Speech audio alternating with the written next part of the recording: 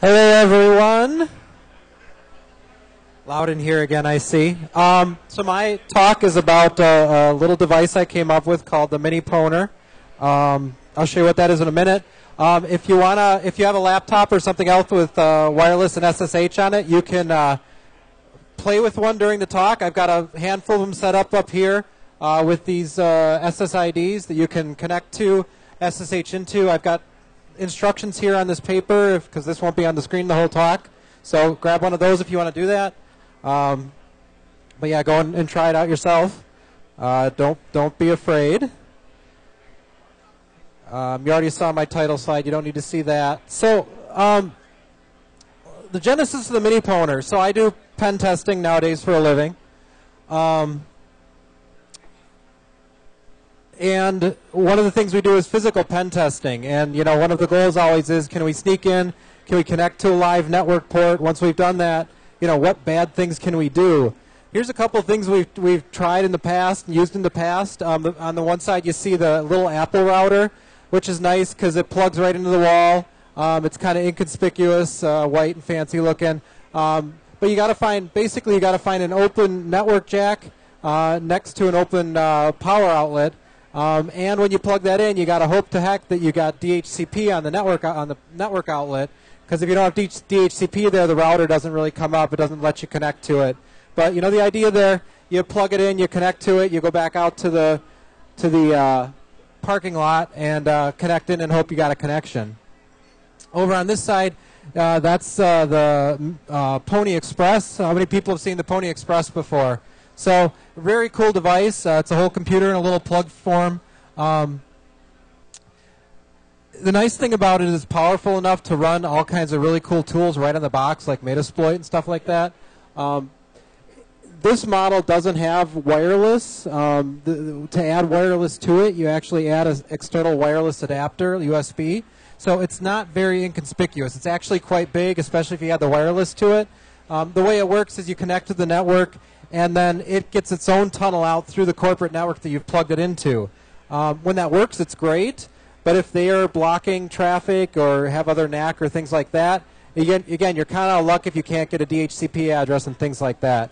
So again, we've tried these. You know, here's a nice picture of me during a pen test. That's me touching the bathroom door and looking at one of an Apple router we actually had plugged into a network outlet.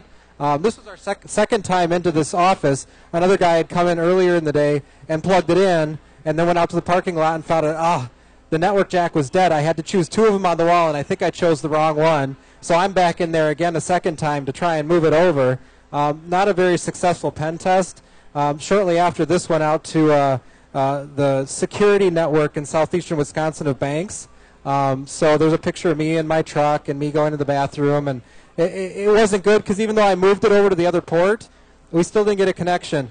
The funny thing is, though, they have a picture of me looking at this strange device plugged into their wall. They don't say anything about the strange device. They didn't expect it. They didn't remove it. It was sticking out in the hallway of the bank, like sticking out of the wall. Cable running out of it, but no. So walking in the front door and looking professional is still the best way to go. So what did we learn from kind of the things we were doing? We want something that's small and cheap. The smaller it is, the easier it is to hide. Cheaper, you don't mind having a couple of them stuck here or there or lost or something. The Pony Express is about $500, I think, right now, which is a lot for some of us. You want a quick indicator of live ports. So when you plug it into the network, you want to know immediately, is that a live jack or should I go look again? You don't want to go out to the parking lot, or in the Pony Express situation, maybe back to the office, because it's connecting back to your office, not just the wireless you're connecting to. Not dependent on DHCP. Again, I want to be able to connect into the box from the parking lot, and even if there's not DHCP or even if there's NAC there, I want to see if I can still kind of crack through that somehow. Battery powered, because I don't want to make sure I have to find a power outlet next to the Ethernet jack I find, especially if I can find like an IP phone on a wall or an IP phone on a desk. Plug into the back of that would be awesome, but not if I need a power outlet too. And then finally, something that does not look like a bomb. And this actually got added on after we had a nice long chat with a couple of detectives at the MPD, Milwaukee Police Department, because we thought we were doing the right thing by calling ahead to say, yeah, we're going to go do a pen test at this bank. We're going to sneak in. We're probably going to try and hook a device to the network. And they say, whoa, whoa, whoa, what?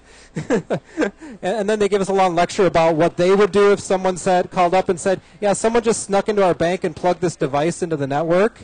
And it's like got wires sticking out of it. They're like, yeah, we'd evacuate the block and call in the bomb squad.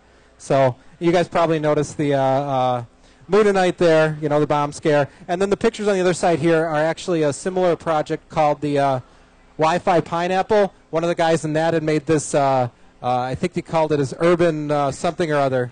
But I thought, wow, that looks like a bomb. I wouldn't be going putting those around town. But it's a man-in-the-middle attack where your wireless connects to it. We'll talk about that in a little more slide later. So I actually got lucky because about the time I got interested in trying to figure out what might work for this, I came across this little router. It's a T-Link or TP-Link TLWR703N. They came out in like September, October of last year. You can only buy them overseas or you can buy them from places in China. But the coolest thing about it is you can put OpenWrt on it. If you're not familiar with OpenWrt, it's Linux for router devices. So you can buy the router itself, free, $23.99 from China, depending on where you go. The other parts you need are a USB drive. There's only, I think, 4 meg of flash or 4K of, I don't know, 4 of something of flash on the router itself. But with the USB drive, you can up that to like, I've got 4 gig on them. And then I had this little battery pack, another stroke of luck. I thought, I need to find a battery pack on eBay. Well, this looks interesting. I didn't know much about it. I ordered it, and it showed up, and it's the exact same form factor as the little T-Link router. Look at that. How could you get more lucky than that? So you just kind of piggyback them. I actually put Velcro on them, and you've got a battery pack like connected right to it, which is really pretty sweet. So that's all the parts you need. OpenWrt, freeze in speech and in beer, which is, again, awesome. And when you're done, you get something that looks like that. There's the router with the battery piggybacked on it. I've got the little cable to connect the two together, and then the Ethernet cable that you go jack into the wall somewhere. So how do you set this up after you get all those parts? It's pretty straightforward. Here's the major steps. You start with the thumb drive. You partition that. You want to put some swap space on it. You want to put some ext4 Linux file system on it. Then you want to load the OpenWrt firmware on the router. This is the interface that comes on the router. So luckily, you can see down here, this is the screen I'm on. That's the only way you know you're on the right screen, because I don't speak this. Get network connectivity, mount the drive. I'm actually going to go through the setup script to show kind of a little more detail. So this is the setup script on the website. If you want to build one of these, go out to minipwner.com. Basically, collect the stuff. I've got a tar file with config files and all that, so you just kind of copy those over when you get to the right step. Shoot, I didn't want to click there.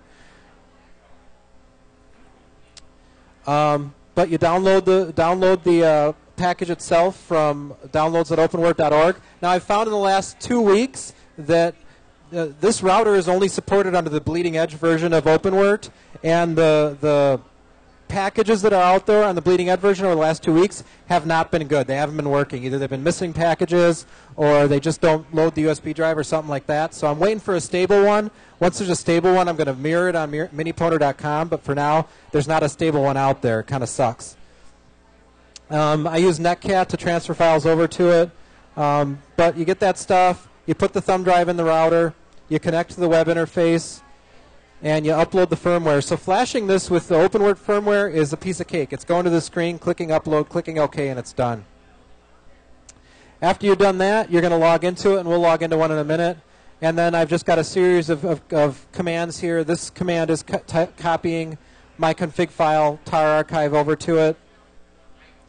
You can see here we're going through all the steps to configure the network, basically. So once your network's up, now you can do what's called an O-package update to pull new packages down from the internet and get them on the router. And I'll show you some of those packages in a minute. So after you've got the network working, next step is to get the file system working using that USB drive as storage. And that's here. We're just loading USB storage, loading FSXT4. So loading different modules again to get that working. Enable FS tab to turn it on. And then at that point, I just install all the interesting tools that I think I might need. OpenSSH client, Nmap. I use Nmap a lot. TCP dump. Kismet, I'll show a little bit of that in a little bit. OpenVPN. So the interesting thing about this is, at least the way I configure it, or the way if you do it off the website it's configured, you connect into it, and from there you can then hack at whatever's on the physical interface. So you're connected on the wireless interface, you can hack at the physical interface. So if there's NAC there, you can start doing a TCP dump to see, well, what traffic is there? Can I try and guess the MAC address of another device? Because maybe the NAC is based on MAC address. If you're just not getting DHCP because they're doing static addresses on that port, well, you can again see what other IP address is there and choose an address in the right range. So, but again, you just connect in and you do all your hacking from the router itself. The router's not powerful enough to run something like Metasploit, but if you put something like OpenVPN on the router, which is one of the packages available, and then configure it with a client server and all that, you can actually hack through it with things like Metasploit or your scanner or whatever. Snort I've got on it. Karma doesn't work right. Well, there's a firmware you have to drop on it for Karma, and I'll talk about that in a minute too. But that's basically all there is to it, is getting the router to talk to the network, get the USB drive working, and then dump all this software on it. Oh.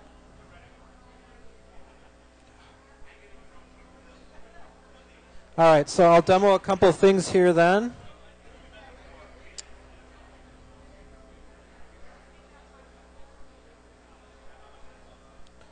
Surprisingly not adept at using my computer with one hand.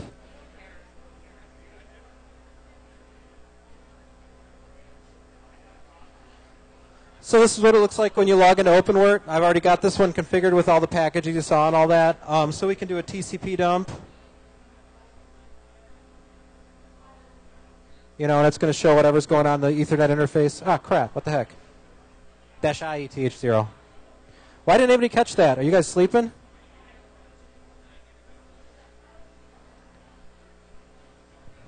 And since I'm using that, it's going to just be seeing all my own traffic. But, oh, it's not what I want to do. We can do an Nmap.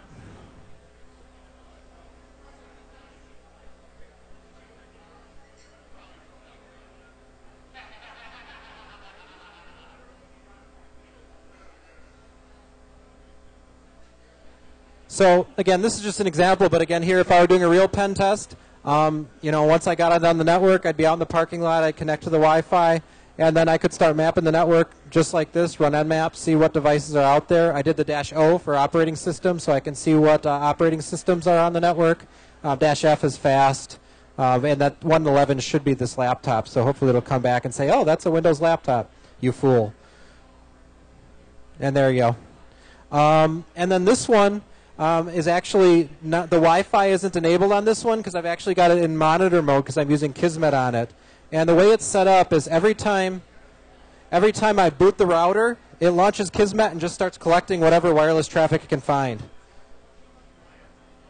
So with the battery pack, you know, I've got this one connected to a battery right here. If I could unplug it from the laptop and just throw it in my pocket all day, and whatever I collect, go and look at it when I get home.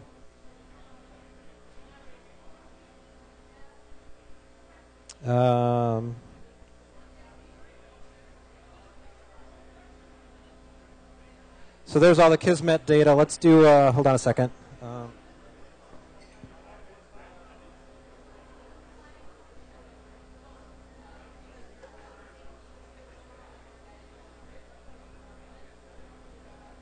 So here's just out of all that, the text files that it creates, all the different SSIDs that it saw.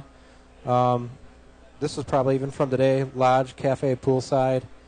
So there's a lot more data available, but that's just a quick taste. So again, carry it in my pocket all day long and have it collect whatever it wants about whatever networks it saw. So that's some demo. Now I'm just going to get into some other cool things that I'd like to do or other people have done.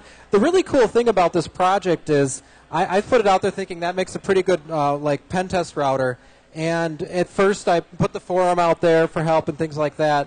And it was really cool for me to see it kind of take a life of its own, where other people are posting on their blogs hacks that they've done, or other people are answering questions on my forum for other users. It's just really neat to see kind of a community grow around it. So here's the minipwner. I pull the guts out of the router, pull the guts out of a cell phone battery, stick them in an Altoids can. It's kind of a gimmicky. I don't think it's going to work very well. I haven't really even tried it because I've just encased my Wi-Fi antenna in metal, so probably not the best idea from that perspective.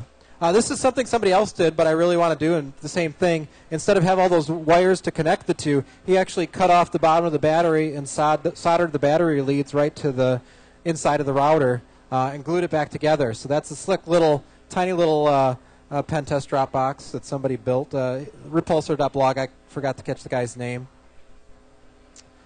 Another guy, Eric Weiss, figured out how to get Karma onto the WR703N. It wasn't easy. It wasn't as easy as just package install Karma. He actually had to do some work, modify the code, and compile it himself. But what that does is it gets, basically with this WR703N router, you can do the same thing you can do with the Wi-Fi Pineapple. That runs a program called JSICR, which I think is German, I'm not sure, for yes sir, yes man. Basically, if someone's laptop is not even broadcasting, but just requesting to connect to whatever default networks they would normally connect to, it says, oh, that's me, connect to me. No, so any network that anybody wants to connect to, the device says, that's me, connect to me. And then it gives them a connection to the internet. The laptop, most of the time, laptops automatically connect and don't even tell you. So they're a man in the middle, and then there's other tools on it as well. But it's pretty cool. It's on the WR703N. The other thing I want to talk about, we'll see in a slide or two. This guy, another guy, I don't know him, did something cool. Pulled it open and didn't like that you only had one USB port. If you want to put more USB things in, you have to actually have a USB hub. Well, he pulled it open, took this black cable USB hub apart, and stuck it inside. So you can see he's got one USB drive plugged in already, an open port, and still got one on the outside. So that's pretty slick. The minipwner, the little router, doesn't put out enough power to really drive too many USB devices. You could probably do 2 USB drives, and then anything externally would have to be externally powered as well. Anybody here familiar with Pirate Box? I just came across this week too, but again, using a similar router. Now you see this is a TL MR3020. This came out just a couple months ago. It's I've got one down here. It's somewhat bigger, but it's much easier to get in the United States, probably because it's FCC licensed. It costs about $40 versus the 25 of the Chinese router, but you can get off of like buy.com. And it's basically the same thing under the hood. So you can put, I actually built it with basically the same script. You just grab a different image off of OpenWrt. But what Pirate Box is they put a drive in it. Basically, you need power and a drive and the software on it. And now this is an access point that anybody can connect to anonymously and either drop files or pick up files. So the theory is, if you want to do file sharing in like a dorm room, but don't want to do it on the school's network or where Big Brother's watching, anybody can connect to this just little drop box and drop files, pick them up. Because it drains so much power, people have put like solar power on these, so you can just leave it out. It's not even powered from an outlet somewhere or something. BlueScan, I talked to the guy who built BlueScan. It's on OpenWrt now, so similar to Kismet that scans for Wi-Fi networks, BlueScan scans for Bluetooth networks or Bluetooth devices. So I haven't actually tried getting this running on a minipwner, but it's all there. It's supposed to work. But it scans for any devices that talk Bluetooth and give you information about that.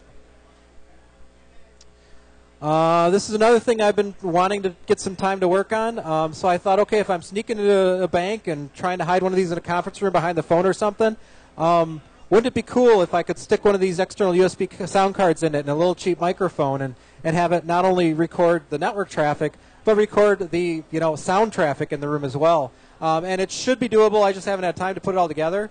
But all the parts are there. I did get the USB sound card working. I was able to play MP3s. There's this sound exchange program that works under OpenWrt. It's just I haven't done it yet. And Arduino control. another cool thing about the router is it's got serial connections. There's not ports on the outside, but if you look way over here, there's two tiny little, and to get the thing of scale, you know, here's the Ethernet port right here. So the Ethernet port is huge. There's these tiny little connections there that you can, your TX and RX, your send and receive, that you can actually connect a serial connection to it. If you brick one because you screwed up loading your firmware, I did that last week. It sucked. You can solder on leads and put a new image on through the serial connection. But here, someone's connected the serial, and they were actually managing Arduino microcontroller with it. And actually, you can also do that through USB port on it through some of the third-party kind of USB connectors for the Arduino.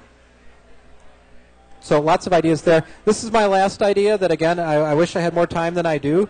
But I think it would be really cool because they're so small and so light and so cheap to put like a kit together for war ballooning where I take the minipwner, add a hub, add the USB 3G dongle, which I forgot to put in the picture, put a camera on it. I've got a GPS puck. I got that working so it knows its altitude and where it is on the planet and whatever. And maybe something to make the Wi-Fi a little better. And, you know, let a weather balloon go and not only take pictures like people are, but, like, what does the Wi-Fi network look like as you get higher in elevation, you know, and you get a broader footprint? How much can Kismet collect at that with a good antenna? So those are some of the ideas. There's lots of other ones out there. Cool little router. I don't want to take these home on the bus, so if you want to buy one from me, come and find me sometime. And that's it. Any questions? Back there. How long does a battery last? You know, I've run it off of the battery, this little white battery, for 5 hours, and it didn't die. I haven't actually played with it enough on the battery to kill it, but I know I flashed the firmware twice while I was on the battery and then realized that I should not have been doing that. Other questions? All right. What kind of Wi-Fi range? That's another good question. It's not the greatest. I haven't ever really actually worked it out. The antenna is just a trace on the circuit board. So something like if you saw the Wi-Fi Pineapple with the external antenna, it's going to work a lot better. And actually, I think you can flash that with OpenWord too.